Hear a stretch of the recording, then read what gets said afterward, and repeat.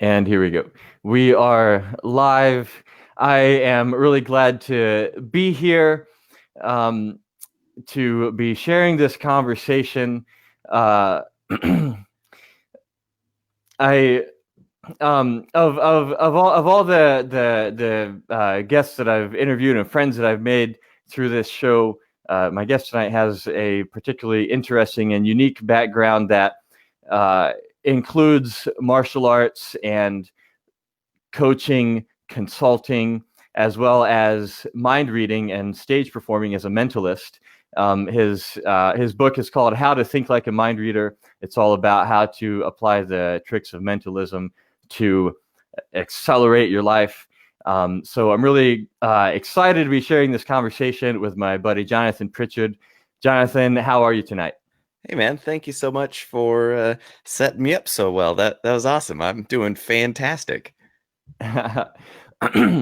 um, Yeah, well, we have just connected quite recently, but from your online footprint, so to speak, I've gathered a lot, and I love everything I'm seeing.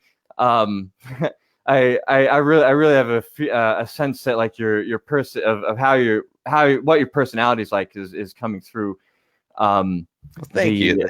That's the stuff actually that you've that's a done huge so. compliment to me. Thank you, because like in high school, in school, in college, I always got dinged for writing too casually. Everybody be like, "Oh, this isn't how you academically write," and nope, you're going to get a bad grade. And that thing that made me get such bad grades is actually my saving virtue out here in the digital world. Everybody goes, "Boy, you write, it's just like sitting down and having a beer with you." I'm like, well, funny you should say that, because the way I write is I imagine that we're sitting down having a beer together and I'm explaining it. So thank you. That's great. So what used to be my greatest weakness is my greatest power. That's awesome. Yeah, there's unfortunately, yes, the vast majority of us are put through this intensive, prolonged, traumatic brainwashing and indoctrination process known as school. But many of us are able to successfully recover and Yeah. and go on to lead exciting lives. So um, I'm I'm curious about your origin story. Um, what all goes into this character that is Jonathan Pritchard? Yeah. You're out in the middle of a field and then you get struck by lightning and you wake up. No, that's a lie. That's a total lie. I I got my start when I was a kid, just like most magicians, right? Where you see a magician on TV. Like for me, it was seeing Lance Burton on the Johnny Carson show.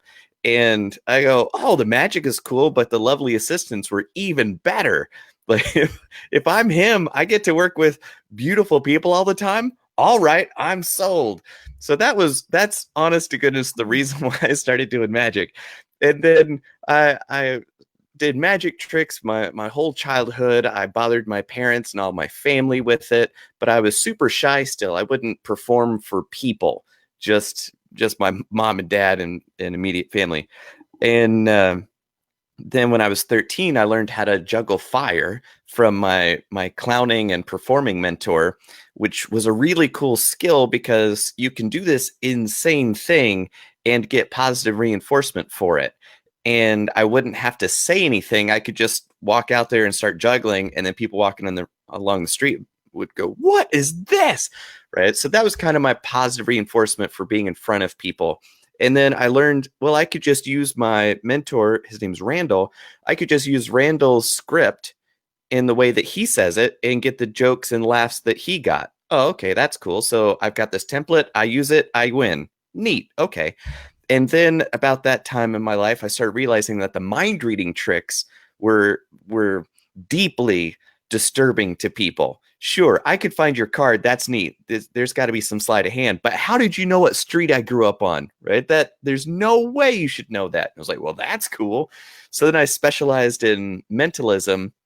And then in college, I got interested in understanding why mind reading tricks are even possible in the first place. because really, human beings, there's something wrong in our wiring that makes magic possible. You can't fool a computer, you can't amaze a lot of animals, right? So it's all up here that makes my job possible. So that was a deep rabbit hole in trying to understand how and why people think the things that they do, right? So then that was kind of that rabbit hole that took me around the world, really. And the martial arts side of things was in high school. My best friend, he and I were exactly the same height, exactly the same weight and build, and I was over at his house one day. We're out in the front yard, and he goes, "Dude, punch me." I was like, "What? All right." It didn't take much convincing. I was like, "Let's see where this goes." So I punch him, and I think I punch him, but suddenly the sky and the earth are doing this weird dancey thing. And then I hit the ground hard and I'm looking straight up at the sky. I was like, "What was that?" And yeah, he just totally flipped me. It was awesome. And from that moment on, I was like, I got to learn this. But I was a poor Appalachian kid. I didn't really have money to go to classes all that often, but I went for maybe 2 months for Emperor's Long Fist Kung Fu. And the guy that taught it was just insane. He's just crazy as all get out, just like any good Kung Fu master should be, right? Which has been my experience ever since then. So yeah, and flash forward, I met the dude I learned Kung Fu from, and then that was about 8-9 years ago, and just kind of been out on my own, forging a path of a life worth living. What part of Appalachia did you grow up in? Near Asheville, North Carolina, just at the foothills in Marion, North Carolina. So shout out to all the Marion folk. Please don't tell them that I grew up there. I actually grew up in a small town in Arkansas. I mean, they're all small towns, and to me, it's every time I think about it, it's amazing anybody still lives there. Right. I liked the kid. I mean, it really was a great place to grow up. It was that Yes, quintessential, that's exactly what I say. okay, come back home when the street lights come on, and then you come back home at dark, right? That kind of a thing. But Totally, I was great. It's great. I loved having that. Just I like to say Arkansas is a great place. When people ask me, you know, when it comes up and they ask me, well, it's a great place to be from. Mm-hmm. Right, right. Nice place to grow up as a kid, playing in the woods and all that. Yeah, that's what I was like the forest. I love the forest. I love the land. I love running in the mountains, all that stuff. Just playing in the dirt. That's great. Climbing trees, fighting with sticks. That's great. But I always say, it's like, if you're a tree, there's infinite opportunity. I don't know if you've noticed, but I am not a tree, so I left. That's why I live on the road. Yeah. So the I know a lot of people can relate to I think all kids actually like are into martial arts at a certain time, or pretty much all kids. If they see it in the right time, it's the right way, that it's something that they really love, and certainly for certain of us, it becomes a lifelong pursuit, or a path of a path, an evolutionary path. So that's definitely something that I can relate with. And I was thinking about what you said about there being something wrong with how we're wired that makes magic work. And this is kind of a philosophical tangent, but it's one of the kind of things I like to geek out about. That what comes to mind about that is it's the fact that perception is a constructive a process of constructive inference, and that's essentially what allows for that kind of thing to happen. I mean, perception is a process of constructive inference on every level, from the conceptual down to the very atomic, in terms of how neurons work, and how the brain receives information from the sensory neurons. So right. Right. We're literally in a sense literally making reality up inside our heads. Right. What is it? Reality is a great place. You've just never been there. Right. You're locked inside your skull, and Yeah, it's you've like got some friends telling you what it's like out there, and then you try to make sense of it. And yeah, yeah, yeah, it's yeah. I mean, we We all what live inside our own holodeck, essentially. right, exactly, exactly. And it's like our brains are running off the same amount of energy that the refrigerator light bulb runs on, and we've got to make sense of this crazy dynamic reality. So of course it's going to require some shortcuts and heuristics that make sense most of the time, and every once in a while they don't make sense, and then we laugh about it and, oh, that was funny, I thought there was a stair and there wasn't, and my foot went through nothing, wasn't that disorienting? But then there are the charlatans that take advantage of that and then tell you, oh yes, I can talk to your dead grandmother, we can tell you that she loves you and she misses you and she's looking forward to seeing you soon. Like, that's a weird thing to pay money for, right? So it's those gaps in our perception and understanding and assumptions based on previous experience that we bring to the table to lower our cognitive load so that we're not just all exhausted all the time. Yeah, that can have devastating results, and especially in the context of martial arts, right? That kind of battle hypnosis where you do the same thing 2 or 3 times and then change it up really fast. So that way you can set those expectations really quickly in somebody else, and then not meet those expectations and allow them to pull themselves off balance and be uprooted and all those kind of fun things. So I love, was it Sun Tzu saying, all warfare is based on deception. It was like, how terrifying would a warrior magician be? That's me, right? Like, would you want to fight somebody that can read your mind? That would be terrifying, right? Yeah. So I was like, I should write a book about it. So yeah, so I've got a book. I don't know when this is airing. I don't know when you out in podcast land are listening or watching to this. But we But are live right now, so from so, now all forward, right. So you basically. guys living in the present moment with us. It'll be out at the end of this month. It's wingchunbook.com is where I'm going to be releasing that and linking to it on Amazon when it's live, all that good stuff. So it's not out yet, but you can go there, sign up, and get notifications for when it does go live. So this is a book about the past of the warrior magician. Kind of. It's an amalgamation. I'm just shoving so much weird random stuff that has to do with everything. Right? So it talks about quality and fractals and moire patterns of time and it's awesome stuff. So it starts at the base layer reality, universal principles, works its way up to here's how physics works. And then based on physics and biology, here's how the human body has evolved. It's the same essential pattern with local variation in length, but for the most part, the pattern is the same.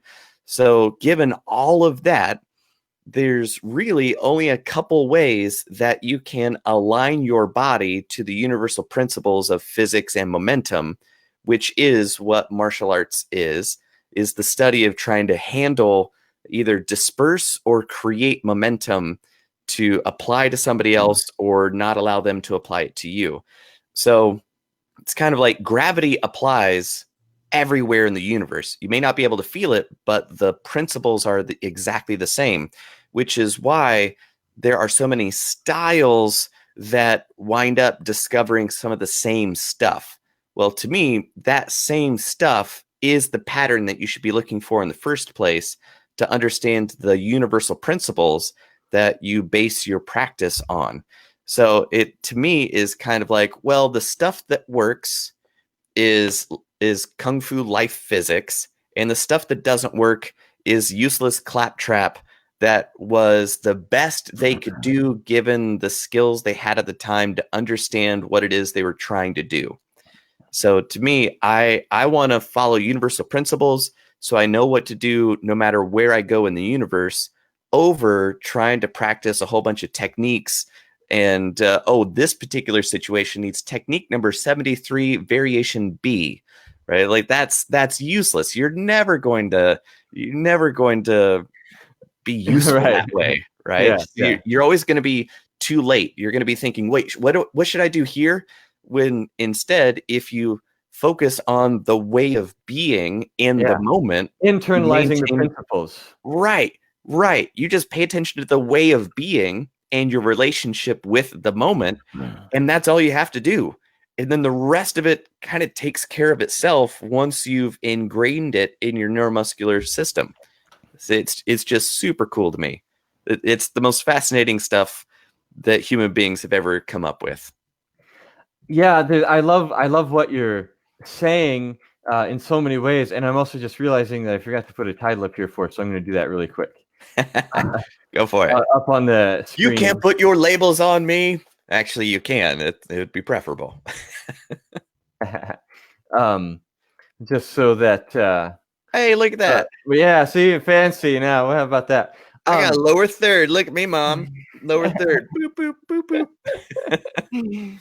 So, what I love so many things about that. One thing that I say is martial arts should be more like a science and less like a religion. And martial arts is and always has been open source. The point is not to copy what the old masters did. I was thinking about this when you're talking about learning mentalism, and you learned from a mentor who kind of had a routine and jokes and techniques that you learned, and then you found you could get those results. But then obviously you went on to develop your own skill and your own self-sufficiency in that arena by internalizing those principles. And in martial arts, and with anything else, the same way, we're supposed to be standing on the shoulders of giants. We're supposed to be extending the work of our predecessors and pushing forward the boundaries of the frontiers of human knowledge, adding to the collective total of human knowledge. And this is resonates with my whole approach to sort of deconstructing and then reconstructing martial arts as a kind of a complete scientific system.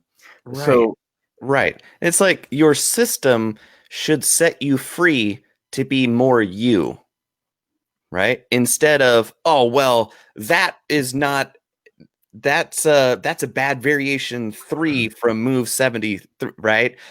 Everybody gets kind of trapped by their system or their style, and they go, well, no, I have to do it this way, instead of seeing through the style and seeing what the style is pointing to, what the system is trying to help you understand, which can never be encapsulated. It can only be pointed to. So you should use your system to seek what the master sought, right? That's yeah. And to me, that's why I don't really care what your lineage is. I don't care that you studied with Grandmaster so-and-so from the 3rd house of the rising. Like, it doesn't matter, right?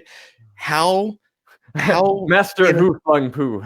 Right. It's like, how is what you're practicing in alignment with reality?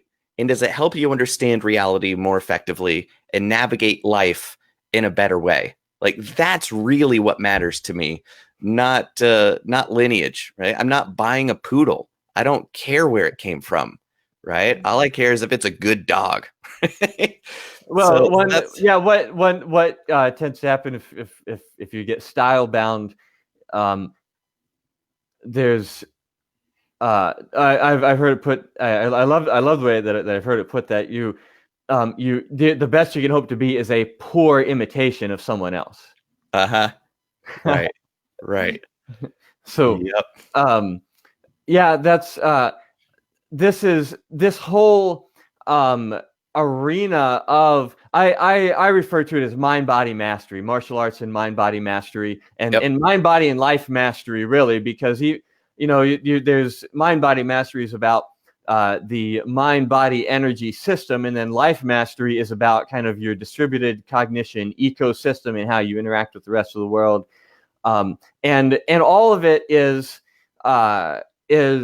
interrelated and interdependent, and it seems like we have similar missions in this life uh,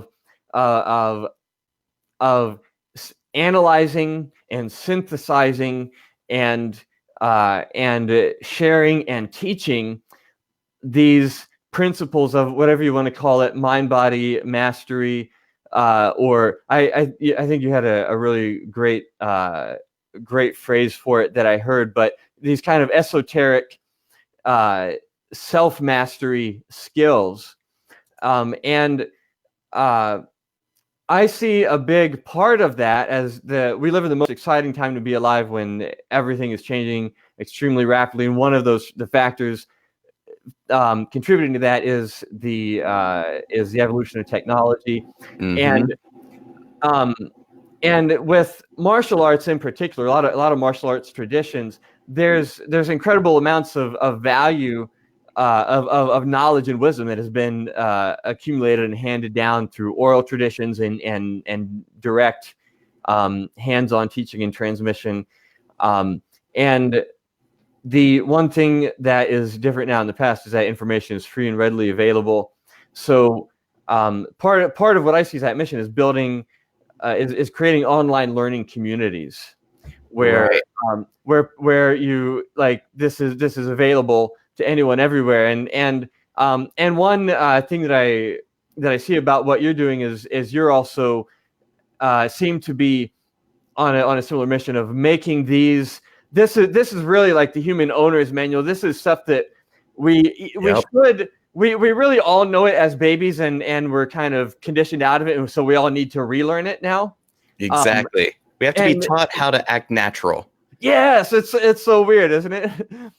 But this is something that everybody should have. So how does what is your version of that mission look like? How are you sharing and Yeah. spreading this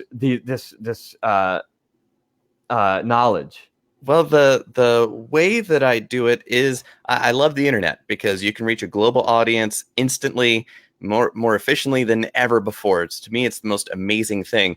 So I created something I like to, it's innersanctum.online, which is a call to people who want that valuable information to find it in that secret place. So I've set up that secret place where I share all the mindset secrets and the mind reading psychology stuff of learning how to be more influential, a better negotiator, better public speaker, which that's funny that I stumbled over that word.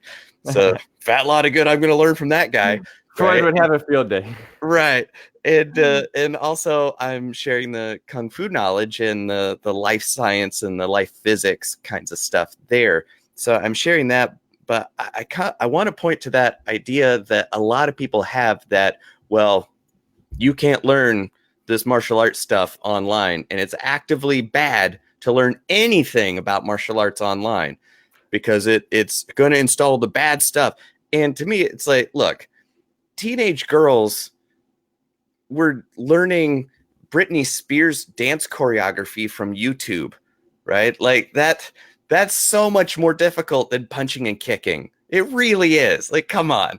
And if they can do that, you can learn some sweet moves and follow along with the forms that, if you think of it like choreographed yoga postures, you can do all the rote memorization on your own time, anywhere you are in the universe. You don't have to pay $20 a class to go see 3 moves one time from that dude over there and then spend the next 45 minutes trying to remember what was that? And now it's a week later and now you're repeating it again. No wonder it's going to take you 10 years to get your black belt and you're proud of that, right? Whereas if you could leverage the power of the internet, video, 24/7 availability globally, anywhere you're connected to the internet, you can encode all that stuff into your neuromuscular system on your own time. So then when you do get to be in the same room with somebody that has more skill than you and is more skillful at teaching and can share with you, now you'll have all that experience of your own to bring to the table. And that means you've got more context to understand that nugget of wisdom that they can share with you. So now that teacher can share more with you because you're bringing more to the table because of the time that you spent learning and memorizing on your own. So if you want to catapult your progress, learn online, man. Use the skills of the future. We're living in the future. You're doing yourself and the world an active disservice by going, I don't like this technology stuff. This isn't for me. It's like you say that in your flying car. Like, come on, man. Just at least be intellectually consistent here. Okay. So to me, make use of the technology. And I had a buddy, he has a VR suit where I was like, dude, can I wear your motion capture suit and do the kung fu forms? Like, would you record me? He was like, that's awesome. So normally what would cost like thousands of dollars to get to do, I did it for free because it was such a weird project. So I recorded the first 3 forms of the Wing Chun system in VR. So now there's like this robot me doing the forms and all this stuff, which is super neat. So I've got that on video, and I've got the VR files. So if you have a VR suit in a headset, you could watch it in 3 dimensions, which is just super neat. So yeah, I'm absolutely fascinated by the intersection of kind of digital technology, electronic technology, and the human technology of figuring stuff out. Because to me, Kung Fu martial arts is a human technology of self-mastery and self-correction. It is Yeah. an incredible system of self-alignment and posture management, which once you learn how to navigate base layer physical reality, then it gives you the context to understand how to manage your mind. Then once you can manage your mind, then you can focus on your breathing. Because if you're freaking out that what's going on? Well, there goes the breathing. So that's why you can't control your breathing first and then your mind. It's your body, mind, then breathing. Then you can deal with your energy layer, which is so abstract, so nuanced that most people have no clue what in the world it is. And just like Maslow's hierarchy of needs, if you're not safe, you're not going to be self-actualizing, right? You have to be able to manage each subsequent layer before you can build on top of it. So that's why when people are going, oh, I love your energy, or your energy's off, and they are physically out of alignment, right? You can tell their breathing's off. It's like, you don't, no, no, you, no. I Maybe can your just energy off. look at you. I can look at you and see that you're out of alignment. And people who are outside this context, who don't study martial arts, who haven't devoted their life to being sensitive to these ways of being, think we're just making this stuff up, right? It's like, oh, don't be so hard on them. You were really mean there. It was like they were making claims that they couldn't back up. Like, what else are you supposed to do? That's science, man. Come on. So yeah, it sounds like crazy talk to people from the outside, but when you're in it, you go, this is the only way, right? So that's kind of bringing it all home. That's kind of my mission, is to help people understand the law of cause and effect. Because to me, so often, and I'm sure you see this all the time too, where it's exactly like you're looking at people just punching themselves in the face really hard, and they're going, man, this is painful. I'm in so much pain. And you're going, you're punching yourself in the face. No, that person's punching me in the face. You're like, nobody else is responsible for this. You are the one. No, I can't. No, it's their fault. I'm punching me. They're making me do it. Or And I have to punch myself in the face. I have to punch I myself have in to the do, yeah. And it is such a fundamental misunderstanding of how the universe works that before you understand it, it's all out here. It's all out here. They're doing this, and that person's attacking me, and that guy, it's all out here. It's all attacking me. And then you realize, oh, that was all my own crap that I was pushing out, perceiving it as though it were other people. Oh, everybody's a teacher. Everybody's there to help me understand. It's all me. Oh, God. No wonder everybody was a dick. I was being a dick. Okay. Right. Okay. I was resisting everything, and that was the leverage that they got to push me off balance because I wasn't accepting my place in the universe. Oh, okay. Now I get it. And now nobody can push you around. Nobody else is hurting you. You might lose the fight, but that doesn't mean that you defeated yourself. Right. So it's just so weird to see people go, oh yeah, I believe in physics and cause and effect. And you go, well, what about karma? And they're like, I don't think so. Just things just happen. Like, no, you just don't have the skill to perceive Well, the chain of cause and effect. to me, that's a trick question because to me, karma just means the law of cause and effect. So that's like Exactly. Like, Exactly. I don't believe in karma. You don't believe in cause and effect? Hello. Right. You're like, well, right, exactly. And then what follows from that is here's this extended example of my own delusion.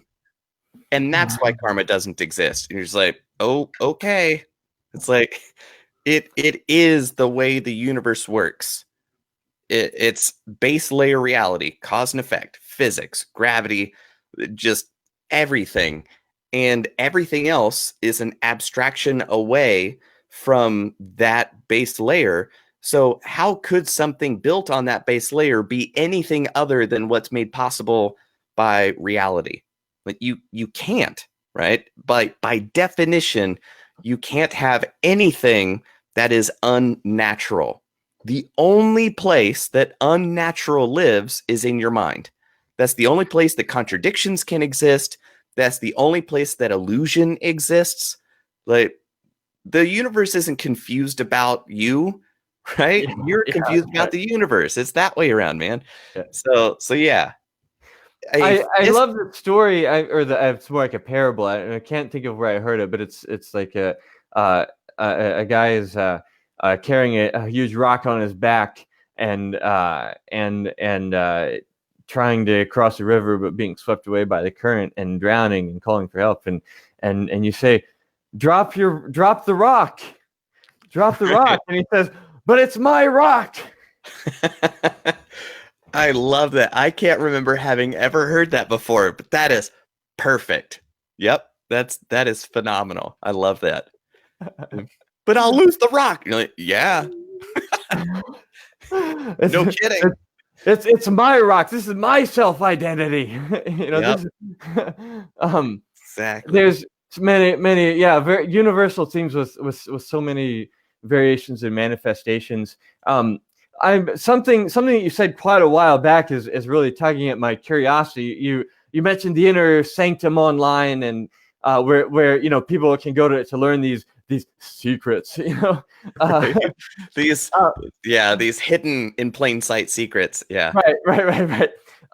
So I'm curious. What are some of those?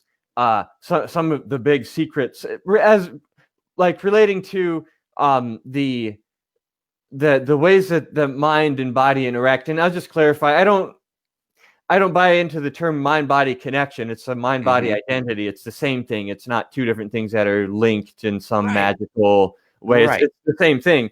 Two aspects of the same thing. Amen. Maybe. Amen. So the ways that the mind and body are quote unquote, related. What are some secrets? Some like mind-body things that just lots of people are not aware of, and maybe struggling because of, or having problems as a result of just not being aware of this secret. Right. The way I like to explain it is, can you point to a punch? Right? You can't point to a punch because what you're pointing to is the arm and fist and the body in motion. Right? The punch is right. It's a motion. It's an event. It's a thing. It is a thing of motion. Right? Yeah. So punch is to body as mind is to body, right? It's just your mind is your body in motion. It's an expression of your brain, right? So it's just the brain's experiencing of momentum of life, right? So yeah, there is no separation. Like you can't separate punch from fist. It doesn't make sense. Yeah. So if you go looking, I'm looking for punch. You're like, well, that doesn't. Well, you can find the fist, you can find the arm, but you're never going to find punch, right? Punch is the thing that happens with the fist. So yeah, so it's kind of like go looking for your mind. You're not going to find it. It's like good luck with that, right? But one of the kind of courses in there is an introductory to meditation course, which I don't teach you any meditation techniques at all, like zero techniques in that introductory course. It's solely here's a heuristic you can use to understand and evaluate anybody else making a claim about meditation. And so I kind of touched on it a little bit earlier about control and awareness and calmness, right? Those are the kinds of things that you're looking for in life. Because think of it like, again, like the surface of water. If it's not very calm, you're not going to be able to see a accurate reflection of whatever it is that's in there, right? So first, you have to be calm, but you also have to be calm as you're aware of everything that's going on, right? So you could be calm, but you're unaware that this asteroid is hurtling towards you, about to end all life on planet, right? So if you were aware of that and you lost all your calm, well, there you go, right? You have to be able to maintain both. So you have to be able to calm your body and be aware of your body in space and what it's doing. So you can't just be mindlessly slumped over and not managing your body. You can't allow slouching, right? So awareness and calm in your body is kind of the process of unslouching. It's not tensing up to be rigid and just I'm so strong. It's just taking all the slouch out. So now you're aware and calm. And if you're sitting here twitching your leg and you fidgeting all around and like you have no control over your body, it's like, well, that's where you got to start, man. Like, there's nowhere else you can start. Just calm your body down. So just sit still. So if you can be calm and aware of your body, and now you move to your mind. And now your mind is going 100 miles an hour. You're aware of everything that you're thinking, but it's causing you lots of emotional distress, and you're not very calm about it. And like, I'm a good person. Why did I think of that evil thing? Right? It's like, well, you're a human being. You're capable of all things human beings are capable of. It's okay, right? So then you're aware and calm of your mind, and then once you can do that, you move up to the next level of controlling your breath and really pulling it deep down into your body, because breath is the function of your mind and body together, right? So your bridge is kind of the breath after you've established the two sides of the chasm, and then you bring them together with your breath. And then your breath is that living bridge of your mind body in action, in yin and yang, the in and out, the breathing in and out, right? Then once you can calm it down and be deeply aware of it, then you can manage your energy and be aware of your emotional states and your intention and sensitivity to incoming momentum of whatever level that is, right? So that's kind of how you develop your superpowers of handling the physical dynamic, gives rise to being able to understand and handle the mental dynamic, because the principles are exactly the same. They're just at a different pattern. They're just at a different scope, at a different layer. However you want to say it, it's just another way of reality realizing itself. And the principles that govern the physical layer will govern the mental, will govern the breathing, will govern the energy, all that jazz. So yeah, too often people love the woo-woo, weirdo claptrap. Well, now we're going to do Reiki healing from 30 feet away, and now I can stop an attacker with chi bullets. Pew, pew, pew. It's just like that. I just can't wait to watch you get hit in the face. I just can't, because the only reason you would go into that kind of direction is you're fundamentally ignoring how physics works. there's there's uh there's so much richness in all this you're saying. And there's so much resonance for me. I just want to say, like, everybody, like, listen to this guy. Like, uh I feel like it's actually coming. So, like, we were supposed to be business partners. I guess, like, teaching a seminar together, something, like being on the same stage, and like, because we're just like sharing, like, this. There's so much resonance. Right. With Instead of be like, oh, that thing. Oh, I'm just not going to bring that up because that's a sticky spot. No, this is, yeah. I'm just like, hell like, yeah. everything you're saying, I'm just like, listen to this guy, please. And but what I really love is about the fact that you have this introductory meditation course. That's about. I love that you have that, for one thing, and that it teaches just like introductory principles to be aware of, to develop a meditation practice, which is, that approach of coming from a principle base, and like down to earth, kind of meeting people where they are, and this is where you are, and this is where you start, and this is what you got to do. And I love that you have that you're teaching meditation in that way, because meditation is huge. It's so huge. And in my experience, there's so many people. I mean, I get there's kind of maybe three kinds of people in the world: people who are experienced meditators and they get it, and then there's the people who are like, oh, I've always wanted to do that. Mhm. And then there are people who just like don't get it, or see what don't have any inclination, or see what the value would be. Right. And those people who are in that second middle category are the people that I think it's most important to reach with this kind of message and these kind of tools, because they recognize that meditation is huge and powerful, and there's also really common internal obstacles that people have, and it's the same ones over and over again that people have. I have trouble sitting still, or I can't clear my mind, or right. But it's I'm all so just anxious and depressed all the time. Have you tried meditation? Well, meditation has only worked for millions of people through thousands of years to solve exactly these issues, but I don't think it'll work for me. It's like, okay, Snowflake, you think you're special. All right.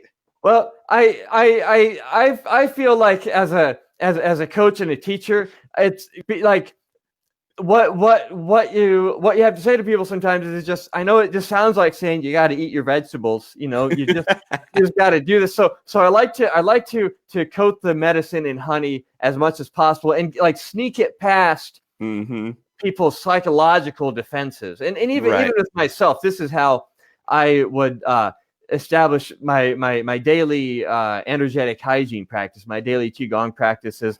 I knew I wanted to have this as a part of my daily life, and be able to say I'm the kind of person who has a daily energetic hygiene practice, and I designate a time, and if I didn't feel like doing it, I'd go, my body just go, oh, I don't feel like it, and I go, well, okay, tell you what, I won't do qigong, I'll just stretch a little bit.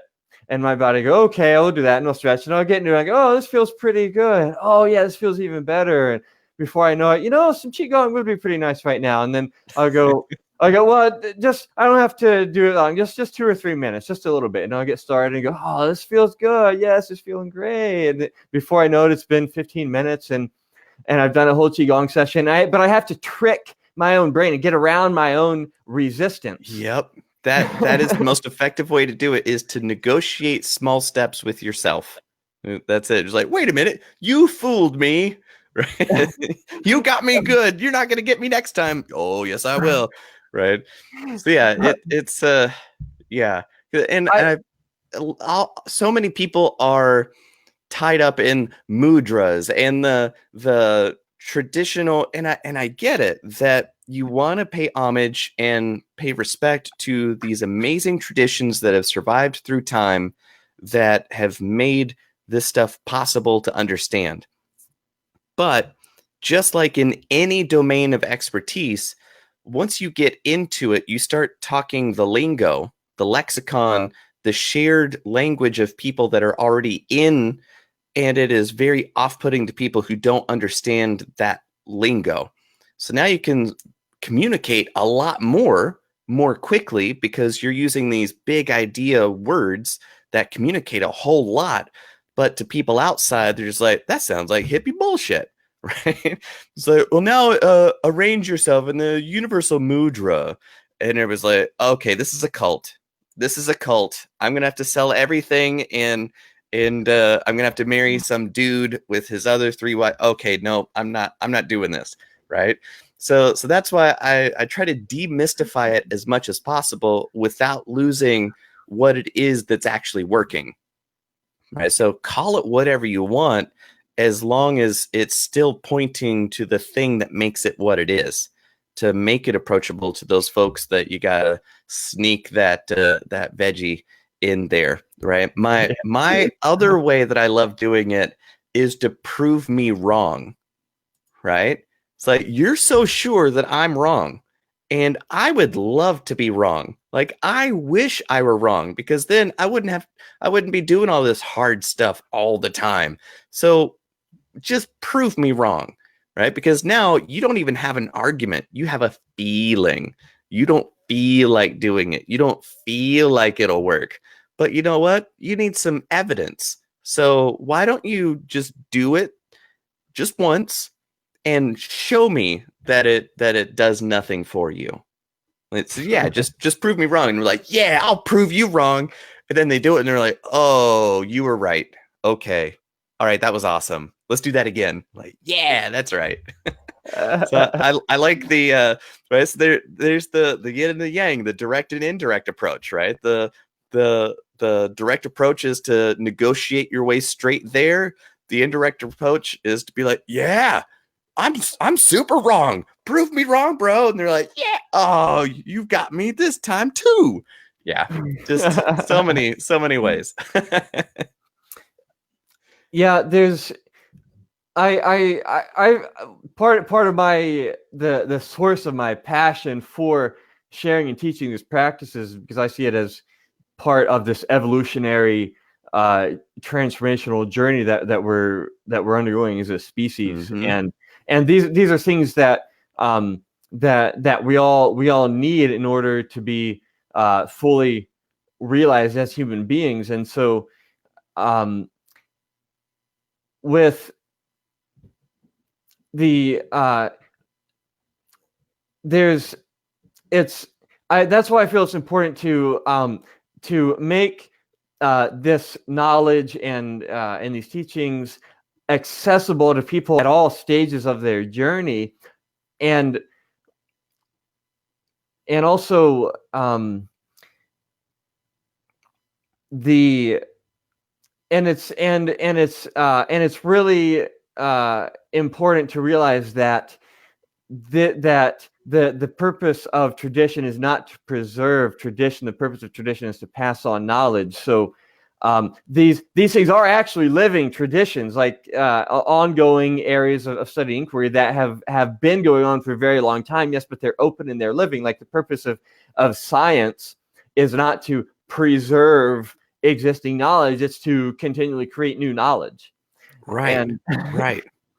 And so Exactly. the way to pay the greatest homage to your teachers, which is a prominent thing in Qigong and many of these ancient mind body practices, is to pay respect and appreciation for your teachers. And one of the greatest ways to do that is to build on and extend their work. So this is something that wherever you are, if for those out there, if you're one of those people who recognizes the value of meditation and mind body practices, and you and you ever have, if you ever catch yourself having a thought, oh, I've wanted to start doing that, realize you are sitting in the cage and the door's open, my friend. You are the only thing standing in your way. And and there's amazing teachers and resources out there that are available. And another thing that I love about what you said about the way that your whole approach to teaching, you've talked about the body, breath, and mind, and the integration, and then the energy, which is kind of the abstract and subtle extension of that.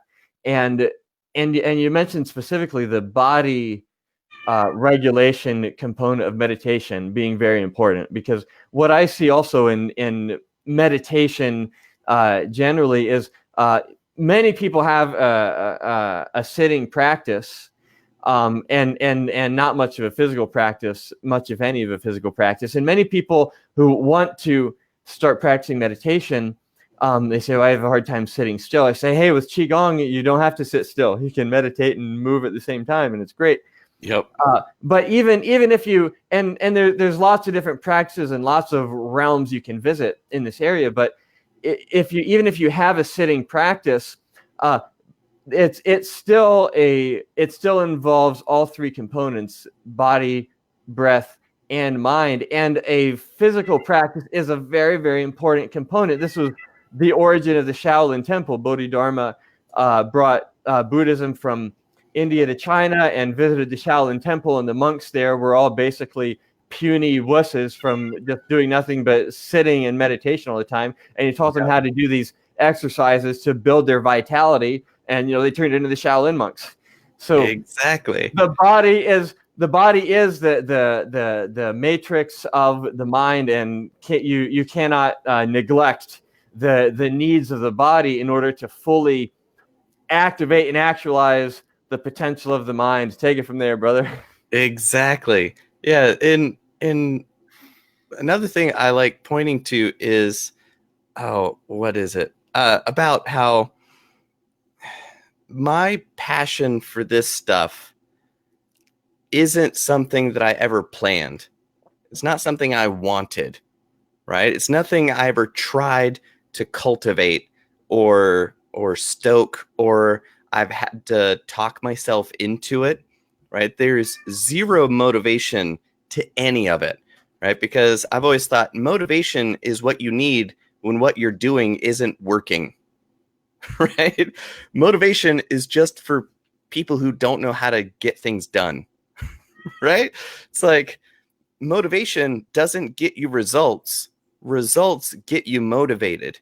And when you see how quickly this stuff works and what it can do for you and change for you and change in your life that everything else couldn't even touch.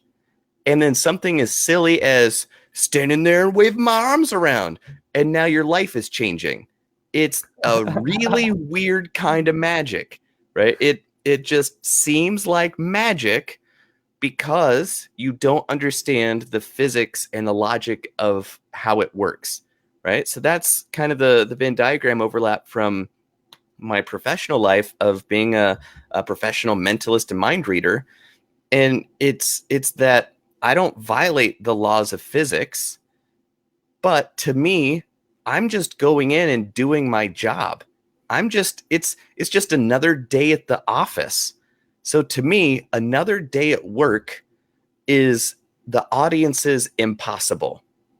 And the only reason it's impossible to them is they don't know the work that went into it and the method and strategies by which I make it possible. So it's not necessarily a degree of physics not allowing it. It's that your mind can't imagine it. And that's what's keeping it back. And a good fist in the face will reset a lot of those problems you have. So if you're tired of not getting results, go get punched in the face by people who know how to do it really well. And then you'll find some amazing results you haven't been able to find anywhere else. It's like Arthur C. Clarke said, any sufficiently advanced technology is indistinguishable from magic. Exactly. And Kung Fu, martial arts, is a technology, Yeah. that when you understand it so thoroughly, you start doing stuff that looks like magic to people. So there there's I lost it. There's a story that's just coming to mind. Um Let me see, you're talking about things appearing to be able to do magic um to people who don't have these tools. And okay, I this is so this is a great story, and I think there's an awesome parallel with this, because, and especially because I use the term um, energetic hygiene for having a daily mind body practice of some kind. Qigong is a great one, but it could be breath work, it could be meditation, it could be lots of things. I've actually sometimes I don't even use the word meditation with people if I think it might scare them off. I just talk about just sitting down and relaxing. Giving myself the permission to just be there for a minute. Yeah, just sit down and relax and slow down your breathing and just concentrate on whatever. But don't bring up the word meditation, because as soon as you do, it'll turn them off. I don't like meditation. I don't like this that he's talking about. But there's okay, I remember there's two things. One is what people often associate with it. Oh, this is going to be something I'm going to have to do, something additional I'm going to have to start doing, and it's going to be another obligation. It's it's totally not like that. There's in a book on Neigong inner energy work that I read, that the author was writing about a process that proceeds over time, and he explains how it's at further stages. You're typically spending about an hour to an hour and a half in a session when you're doing this. And he said, to somebody who's not doing it, that sounds like, oh, it's a lot of time, it must take a lot of discipline. But no, when you're doing it, it feels great, and it's ecstatic, and the time just stretches out, and it's like it's like nothing at all. It's like so it's like when you are doing it, it's the kind of thing you don't want to skip. If you're somebody who works out or somebody who does yoga, and you develop a consistent enough pattern, you won't want to skip it, because you'll feel like crap if you do. And this is the same way. And I love the story that I love is the story about why toothpaste is minty. Have you ever heard that story? Do you know why it is? No, I can't say that I do. And you might think, well, it's obvious. It's, it should be minty, right? Because it's right. Duh. But there was a time, can you believe it, when people didn't use toothpaste. It was actually invented, right? At some point. And and it was in the early 20th century. And this is actually one of the ways that the evil industrialists and robber barons maybe made our lives better a little bit. Is we had all of a sudden these factories that could produce all this stuff, but we had to brainwash people into buying stuff that they weren't already buying, and that's where the modern advertising industry came out of, and we use these psychological tricks. And there was a time before people brushed their teeth, and so toothpaste manufacturers wanted to know, how do you establish a habit? Because trying to get people to do something is, establishing habits is hard. Try to get people to do something every day, that's hard work. We gotta it's a huge habit change project that we're facing, right. So this the toothpaste didn't have to be minty, but it was and not all toothpaste is, but it was done so that once you brush your teeth, it would be obvious. You would know you brushed your teeth because you had that minty, clean feeling. And part of what they also had to do is get people to notice that, hey, did you ever notice there's always this like filmy, sticky coating on your teeth? Did you ever like scrape your teeth and notice that? And people, like, it had always been there, people lived with it, but it hadn't been bothered by it. But, have you ever noticed that? Isn't that kind of gross? And people are like, yeah, it is kind of gross. Then you start brushing your teeth every day and it's minty fresh. And, I don't know about you, but I used to skip brushing my teeth, when I was younger. I don't anymore because it sucks. I hate doing it.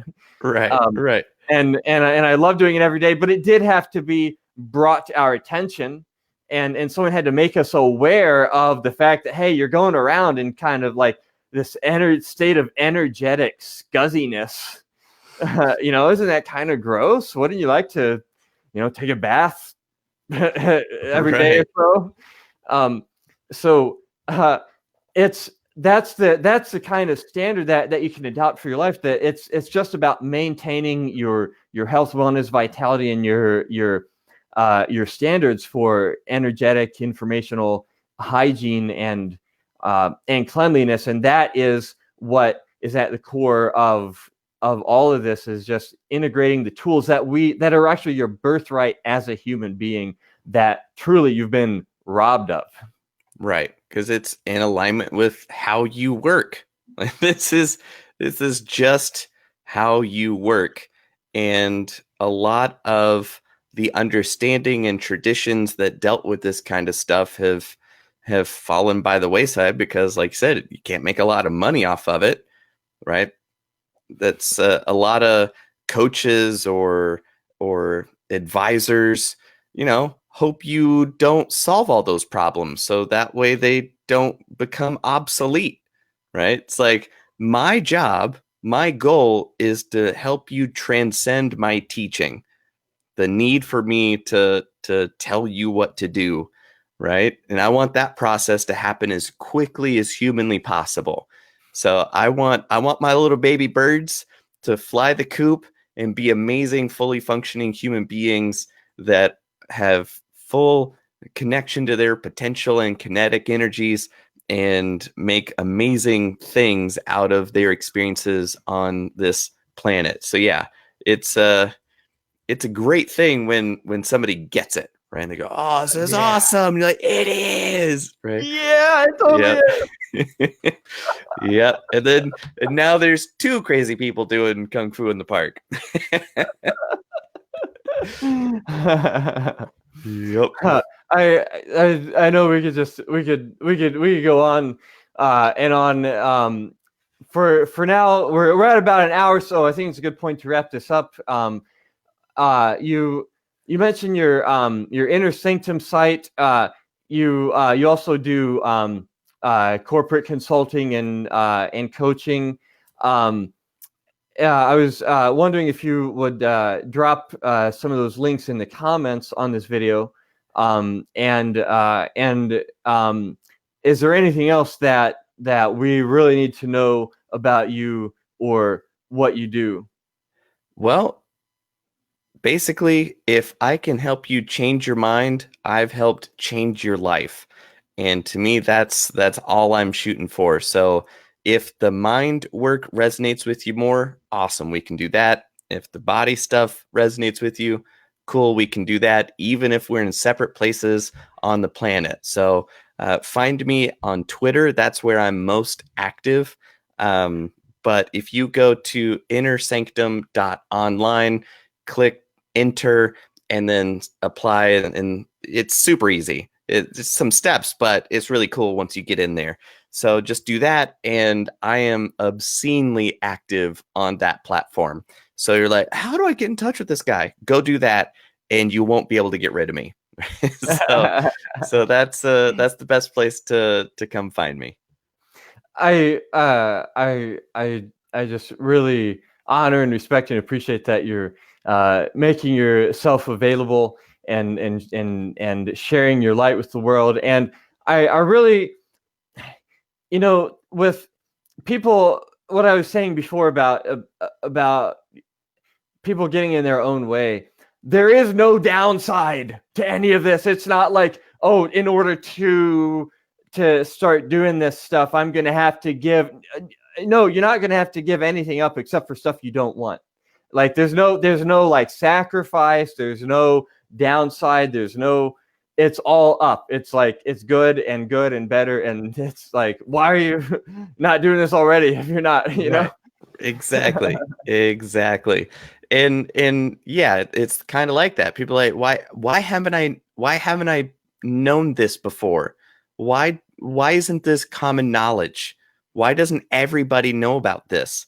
I'm like, I'm trying. I am trying. I am trying. Yeah. Yeah. If you don't have a mind body practice yet, Get on it. If you had one before, you've fallen off the wagon. Hey, today's a new day. Um, and also, I know that there's that you have a really unique and valuable perspective on all of this stuff, and your book, How to Think Like a Mind Reader, um, is is that recently published? It was it's Happy Birthday was just like a month and a half ago. I published it November in last year, but not yeah. So November Yeah. 2017 was when I published it, and it's been out about a year, and it's just changing lives. Check out the reviews on Amazon, and you'll see that people like it, and you might too. Yeah, absolutely. Um, I love that you are integrating so many different perspectives and doing all the great work that you're doing to Thank you. reach and support um, our fellow humans in this lifelong mind body mastery journey that we're on. Thank you. It's I like to think of myself as an interdisciplinary curator of strategies and ideas for success. That's a long title that doesn't really mean much except for exactly what I want it to mean. So let's definitely stay in touch, and I'll look forward to seeing your star continue to shine, and we'll paint the town red. Thank you so much, man. I really appreciate it. And yeah, have way too much fun out there. Will do. I'm gonna go ahead and hit the button, and then I'll hang around the lobby for a few seconds to debrief with you. Beautiful. All right. Thanks for joining us, everybody, and catch you next time.